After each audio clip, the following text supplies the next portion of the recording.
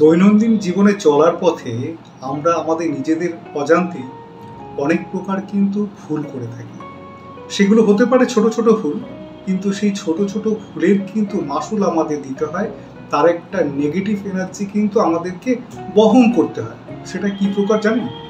আমরা অনেককেই দেখেছি মানিব্যাগে অবাঞ্ছিত কাগজপত্রে মানিব্যাগ একদম উঁচু করে রাখে। সেটা হতে পারে নানা প্রকার পুরনো কোনো বিল বা হিসেবের কাগজ, কিন্তু মানিব্যাগে এই অবাঞ্ছিত কাগজ কখনোই কিন্তু রাখা উচিত নয়।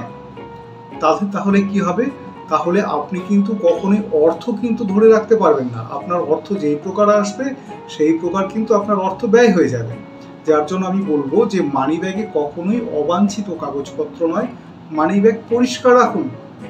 তার সাথে যেটা সবচেয়ে একটা ভালো আমি কথা বলবো সেটা হচ্ছে খানিকটা ধান একটা হলুদ কাপড়ে নিয়ে গিট বেঁধে সেটা আপনি সর্বদা আপনার মানিব্যাগে রাখুন। কারণ কি জানেন? কারণটা হচ্ছে ধান কিন্তু বৃহস্পতিকে নির্দেশ করছে। ঠিক তেমনি ধান কিন্তু আমাদের লক্ষ্মী পুজোতে লাগে, অর্থাৎ ধানের মধ্যে মা লক্ষ্মীর বাস। আর এই হলুদ কাপড় সেও কিন্তু বৃহস্পতিকে নির্দেশ করছে।